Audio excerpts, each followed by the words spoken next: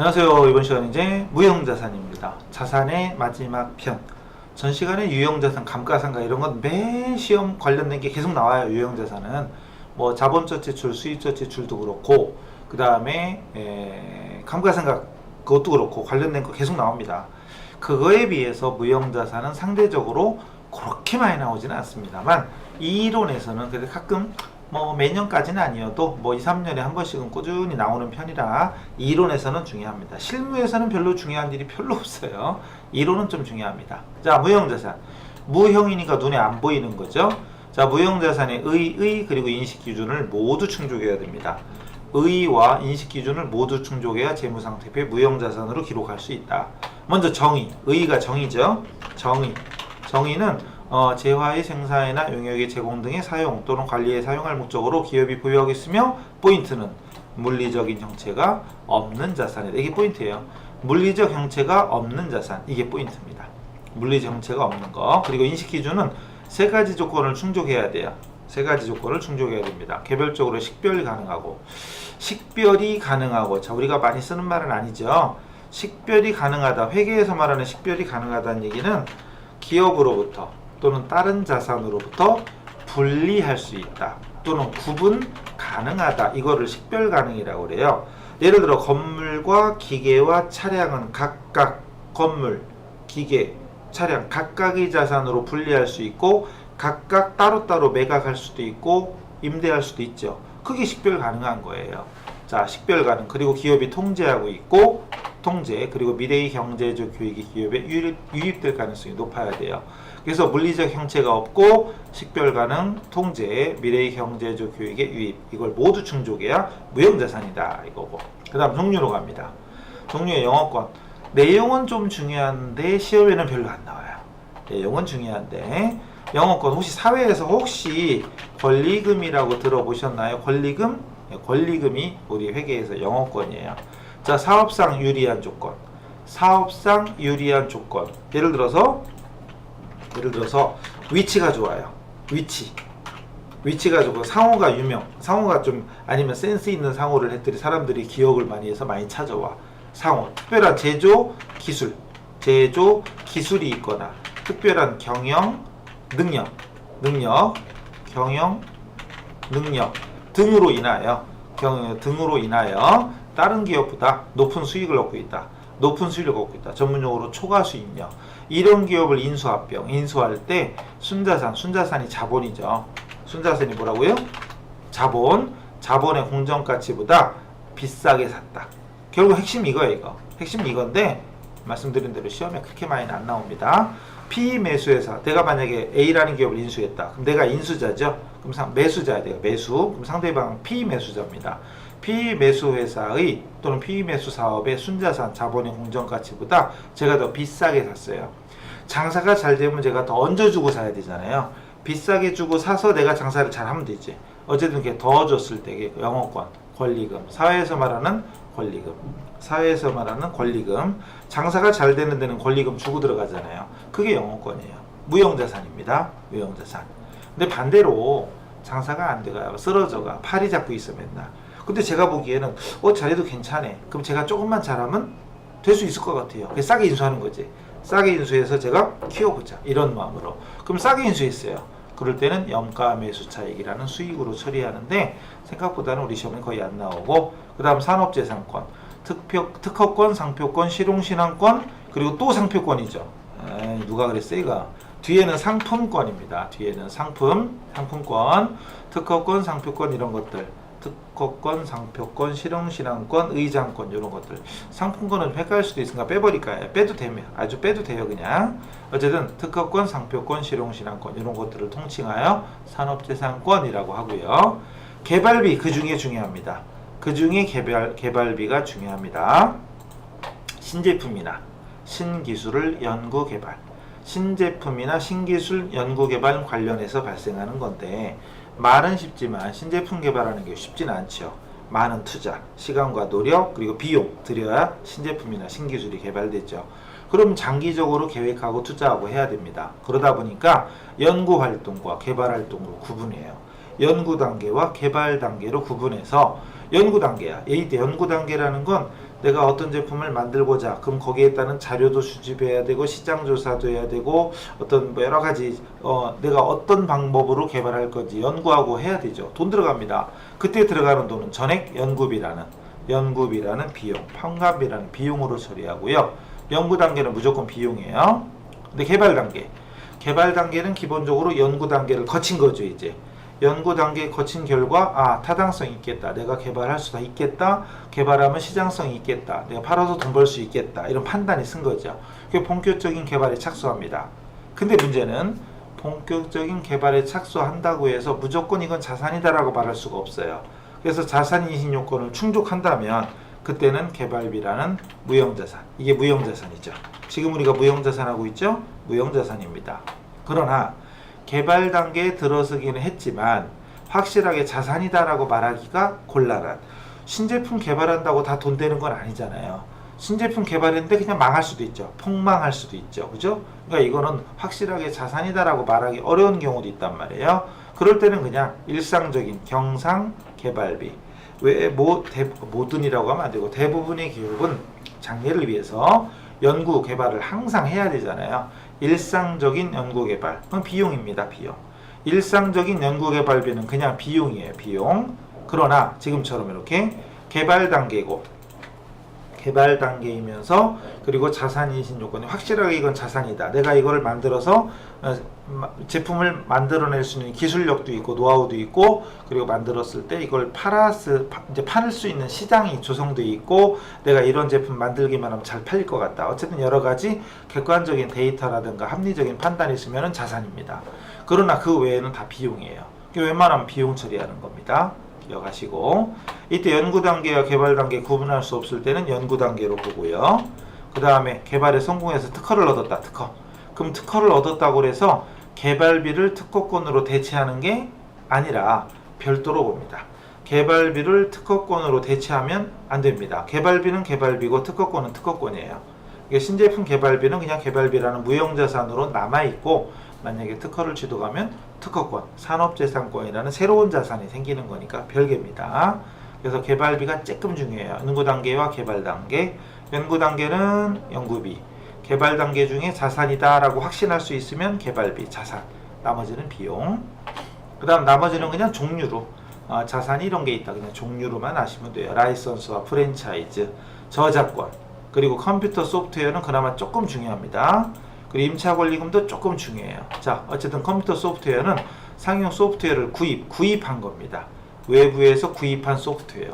자체 개발한 소프트웨어는 아니고 외부에서 구입한 소프트웨어. 예를 들어 지금도 여러분 컴퓨터에 깔려 있는 그 업무용 프로그램 있죠. 윈도우라든가 아니면 한글이라든가 엑셀 등등등은 전부 다 원래는 돈 주고 사야 되는 거죠. 어쨌든 돈 주고 산 이 업무용 소프트웨어, 이런 것들이 소프트웨어고요. 임차 권리금 주의하셔야 됩니다. 임차 권리금은 여기서 앞에서 왜 이런 거 보셨는데, 이런 거 보셨나? 뭐를? 임차 권리금. 임차 보증금 보셨어요? 보증금. 그리고 지금은 임차 권리금이죠. 순간적으로 권리점이 뭐니? 권리금이죠. 순간적으로 이거를 시험 볼 때 잘못 보면 헷갈릴 수 있어요. 주의하셔야 돼요. 임차 보증금은 나중에 원금을 돌려받죠. 상환 받죠. 이거는 무슨 자산이냐? 기타 비유동 자산이에요. 근데 임차 권리금은 원금 상환이 보장이 안 됩니다. 이건 그냥 날아갈 수도 있어요. 이건 무형자산입니다. 이게 무형자산으로 처리하고 상각을 통하여 비용화합니다. 비용화하게 됩니다. 그래서 보증금은 원금 보장되어 있으니까 그냥 자산이고요. 권리금은 언젠가 날아갈 수도 있어요. 그게 비용 처리하게 됩니다. 일단 자산 처리했다가 상각을 통해서 비용 처리합니다. 임차 보증금과 권리금 het갈리지 마시고요. 광어권, 어권, 차지권 이런 것들이 있다. 그래서 이건 종류가 이런 게 있나 보다 하시고요. 자, 상각. 유형 자산은 감가상각이라고 하죠. 근데 무형자산은 그냥 상각이라고 합니다. 상각. 자, 먼저 상각 대상금액. 이건 그냥 이론에서만 나올 수 있다고 그랬잖아요. 상각 대상금액은 취득원가에서 잔존가액을 차감한 금액. 이건 아마 전 시간에 감가상각을 복습했다면 취득원가에서 잔존가 뺀 거네. 똑같네? 똑같습니다. 그죠? 그 다음 상각기간 중에 공정가액이나 회수가능가액이 증가하더라도 공정가액, 한마디로 시가, 한마디로 시가. 한마디로 시가가 증가하더라도 상각은 취득원가를 기초로 한다. 혹시 기억나시나요? 유형자산에서 감가상각이란 회계학적으로 말하면 원가, 취득원가, 원가를 배분하는 과정이다. 이런 말을 한 적 기억나세요? 원가를 배분하는 거잖아요. 상각이라는 자체가. 그러니까 결론은 이 취득 원가를 기초로 원가를 기초해서 상각하라 그 소리예요. 그리고 무형자산은 잔존가액이 없는 것을 원칙으로 한다. 잔존가액이 없다가 아니라 없는 것을 원칙으로 한다. 기억하시고, 그 다음 상각기간. 상각기간은 기본적으로 20년을 초과할 수 없습니다. 20년을 초과할 수 없고, 상각은 자산이 사용 가능한 상태가 될 때, 사용 가능한 상태부터 시작합니다. 어쨌든 상각기간은 관계 법령이나 계약에 정해진 경우에는 그 기간으로 합니다. 정해진 경우에는 그 기간으로 하는데 그 기간이 없으면 20년을 초과할 수 없다. 그리고 상각방법. 상각방법은 자산의 경제적 효익에 소비되는 형태를 반영한 합리적 방법, 즉 정액법, 정률법, 연수학계법 등을 선택해서 사용하면 됩니다. 선택. 유형자산도 선택이에요. 다만 우리가 배운 건 정액법과 정률법밖에 안 배웠잖아요. 나머지 연수학계법 이런 것들은 지금 안 배워도 되는데 그런 게 있다 정도로 알고 넘어가랬잖아요. 자, 그 다음 중요한 점은 요겁니다. 자, 무형자산 상각방법은 합리적인 방법을 선택하라고 그랬죠. 선택하라고 그랬는데 만약에 합리적인 방법을 정할 수 없을 때는 무슨 법을 사용한대요? 이거 중요합니다. 무슨 법? 정액법을 사용한답니다. 중요합니다. 합리적인 방법을 선택해야 되는데 만약에 합리적인 방법을 선택할 수 없으면 정액법을 적용하래요. 되게 중요한 거예요. 제일 중요한 게 이 문장입니다. 무형자산 중에 제일 중요한 거. 이론에 나오면 이게 제일 많이 나와요. 그 다음 무형자산 상각이 다른 자산 제조와 관련됐으면 특히 1급 같은 경우에 제조업을 배우거든요. 제조업 그때는 제조원가가 되고 나머지는 판관비예요. 그 다음 분계 방법. 분계하는 방법이 직접법도 있고 간접법이 있는데 혹시 기억나시나? 유형자산의 상각은 직접법이었어요? 간접법이었어요? 아무 말도 없으면 간접법이었어요.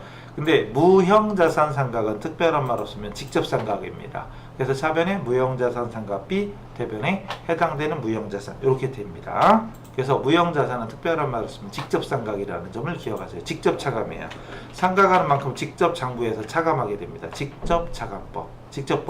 직접차감법을 줄이면 직접법이죠. 직접차감법을 줄이면 직접법입니다.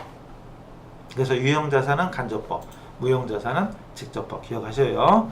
그래서 무형자산은 시험에는 사실 이론에서만 조금 나오고 실무에서는 거의 안 나온다. 참고하시고 넘어갑니다. 자, 넘어가서 부채로 갑시다. 여기는 없네. 이제 부채로 갑시다. 부채 회계. 부채는 좀 짧아요. 2급에서는 부채가 내용이 할 게 별로 없어요. 자, 부채로 갑니다. 부채는 한마디로 하면 갚아야 될 거죠.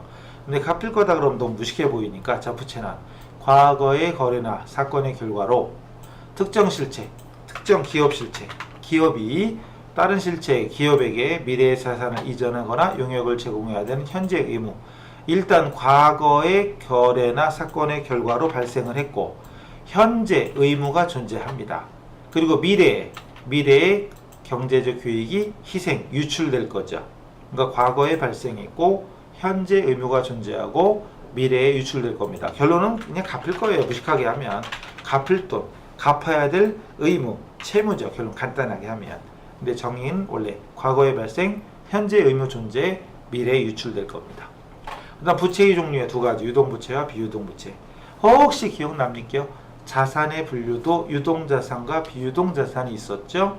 그거보다는 이게 훨씬 간단하죠. 유동부채, 비유동부채. 1년 이내 유동, 1년 이상 비유동. 자, 우리가 알고 있는 부채는 대부분 유동부채입니다. 단기차입금, 매입채무, 미지급금이나 선수금 이런 것들. 이연법에서 이런 거 몰라도 돼요. 몰라도 되고 중요한 거. 유동성 장기부채는 중요합니다. 유동성 장기부채는 요 밑에 나와요. 예를 들어 장기차입금 1년 이상이죠. 원래는 장기차입금은 비유동이에요. 그런데 만기가 1년 이내 도래했다. 만기일이 1년 이내 도래했어요. 그럼 만기가 1년 이내니까 이제 장기가 아니잖아요. 그럼 원래 부채니까 대변에 있던 장기차입금을 차변으로 없애주고 대변에다가 유동성 장기부채. 이때 장기차입금은 비유동 부채지만 그 다음 유동성 장기부채는 유동부채입니다. 그래서 비유동 부채를 유동 부채로 바꿔주는 이거를 유동성 대체라고 그래요. 그래서 우리 시험에 종종 출제됩니다. 원래는 비유동 부채인데 만기가 1년 이내 도래하면 유동으로 바꿔줘라. 이게 유동성 대체. 시험에 잘 나옵니다. 이거 되게 중요한 거예요. 다시 비유동 부채 1년 이상이라고 그랬죠. 그 중에 제일 중요한 거 일단 사채. 사채라는 말 뭔지 몰라도 사채. 여기도 사채가 있네. 그리고 장기자 붙은 거. 장기차입금, 장기성 배입채무, 장기비지급금, 장기선수금. 아, 왜 이리 많아? 자, 그 다음 임대보증금. 그리고 퇴직급여, 충당부채, 퇴충. 이런 것들이 비유동 부채다.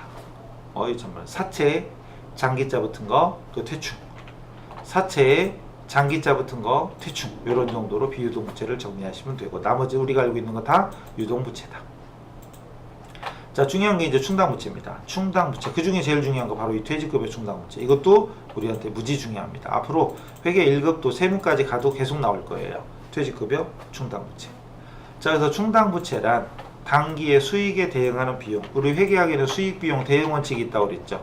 수익비용의 대응 원칙이 있다고 그랬죠. 수익에 대응하는 비용으로서 장래에 지출될 것이 확실하고 그리고 단기의 수익에서 차감하는 게 합리적이다. 이런 것들을 추산하여 기록한 것이 충당부채래요.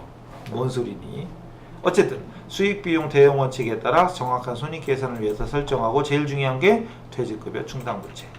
이게 뭔 소리지? 자, 이렇게 생각해 봅시다. 여러분이 우리 회사 다니는 직원들이에요. 그러면 여러분이 있으니까 회사가 돌아가는 거죠. 우리 회계학에는 항상 수익과 비용의 대응 원칙이 있다고 그랬죠.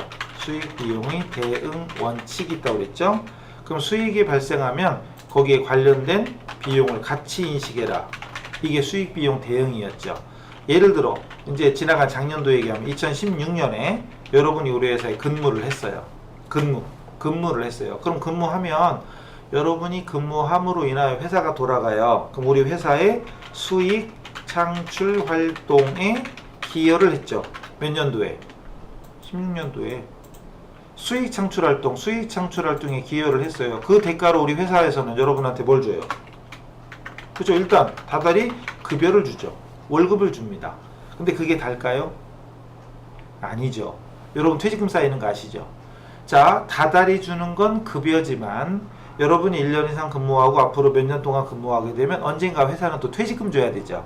자, 주는 건 몇 년 뒤에 일일지도 모릅니다. 그러나 분명히 근무는 현재 하고 있죠. 그죠? 그러면 급여뿐만 아니라 사실은 퇴직급여도 지금 쌓이고 있잖아요. 퇴직급여도 쌓이고 있는데 우리 회계학에는 퇴직금을 줄 때만 분개하는 게 아니라 분명히 근무를 함과 동시에 퇴직금이 쌓이고 있는 거잖아요. 그리고 회계에 또 이런 게 있어요. 이런 거 들어보셨나요? 수익비용 대응이 아니라 현금주의와 발생주의 이런 말 들어보셨어요? 현금주의와 발생주의. 자, 수익비용 인식할 때요. 자, 수익비용 지금 수익과 비용에 관련된 걸 하고 있어요. 지금 수익과 비용 인식할 때 자, 먼저 현금주의.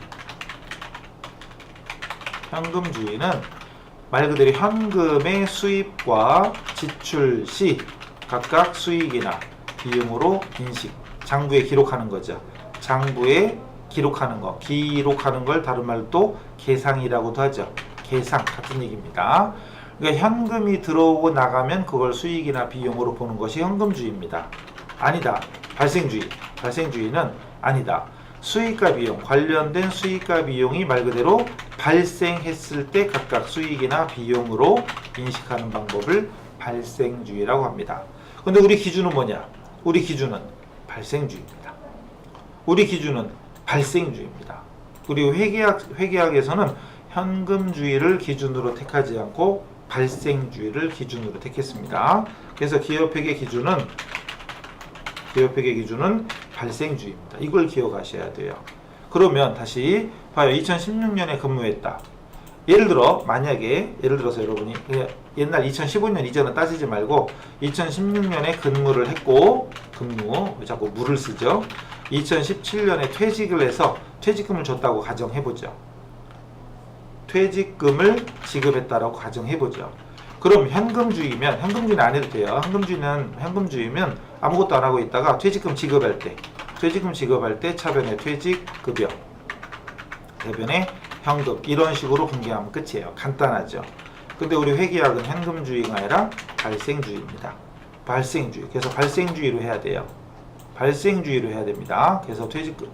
자, 2016년, 2016년 말에 근무했을 때죠. 실제로 퇴직금을 주지는 않았지만 퇴직급여로 일단 인식을 합니다. 예를 들어서 뭐 금액이 얼마 됐든 퇴직급여 설정을 해요. 그리고 대변에 이런 말을 씁니다. 퇴직금은 언젠간 줘야 되잖아요. 언젠간 줄 거죠. 그럼 퇴직금 줄 때 충당할 메꿀 부채다 이거죠. 퇴직급여 충당 부채를 설정합니다. 그랬다가 2017년도 중이라고 할까? 중에 퇴직금을 지급했어요. 그럼 대변으로 현금 나가겠죠? 현금이 나갑니다. 이때 현금이 나가는데 이 금액이 얼마가 됐든 간에 중요한 건 차변의 퇴직급여가 아니라 바로 이 충당부채로 메꿔져요. 그럼 차변의 퇴직급여 충당부채로 메꿔주게 됩니다. 이렇게 회계 처리하면 잘 보세요. 결론 충당부채가 서로 차변 대변으로 없어지죠. 중요한 건 퇴직급여로 처리하는 시점과 돈 나가는 시점이 다르죠. 그게 바로 발생주의입니다. 분명히 근무는 16년에 했잖아요. 16년에 근무했으니까 16년도에 수익 창출에 기여를 했단 말이죠. 그러면 퇴직금 주는 건 17년이라 하더라도 비용으로 적는 건 16년에 적자. 이게 바로 회계학에서 말하는 수익과 비용의 대응 매치입니다. 그래서 우리 회계학에는 발생주의로 회계 처리를 해야 된다는 점이 중요합니다. 그래서 이것도 대손상각비 원리랑 비슷한 건데 감가상각비도 돈이 안 나가지만 비용으로 인식하죠. 회계학은 이런 게 맞습니다. 발생주의입니다. 되게 중요한 거예요. 그래서 퇴직급여 충당부채 지금 이거 분개해드렸죠? 차변의 퇴직급여, 대변의 충당부채. 그래서 퇴직금 지급하면 충당부채로 이렇게 없어집니다. 충당부채로 메꿔줍니다. 충당부채로. 그럼 비용으로 계산하는 시점과 돈이 나가는 시점이 서로 달라요. 그게 바로 발생주의다. 발생주의. 그래서 전 직원이 퇴직할 걸 대비해서 퇴직급여 설정, 추정을 하고 대변의 충당부채를 설정합니다. 그랬다가 퇴직금 지급하면 충당부채로 까는 거죠. 충당부채로 이렇게 까는 거죠. 자, 이 회계 처리를 앞으로 회계 1급 그 이후에서도 계속 할 겁니다. 그래서 충당부채라는 개념도 중요하지만 결론은 퇴직급여 충당부채 이게 제일 중요한 핵심이에요.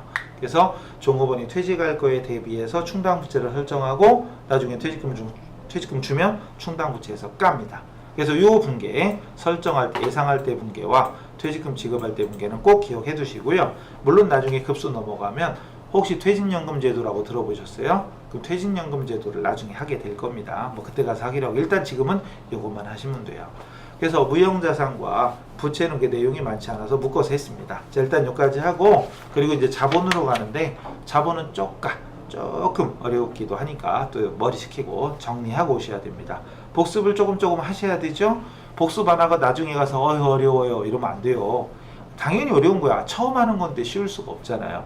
우리 회계는 교양 과목이 아니라 전공 과목이죠. 이게 그냥 마냥 쉬울 리가 없잖아요. 그러니까 일단 귀 열고 듣고 따라하고 이렇게 하면서 하나씩 내 걸로 만드는 거지. 갑자기 100이 들어오는 게 아니죠. 1부터 시작하는 거예요. 1, 2, 3, 5, 7, 9 이렇게 되는 거지. 처음 들어오자마자 100% 한다. 말도 안 되죠. 하나부터 시작해서 천천히 하는 거니까 그때 복습하면서 쫓아오시면 됩니다. 자, 일단 부채 여기서 마치기로 하고 다음 시간에 뵙겠습니다. 수고하셨어요.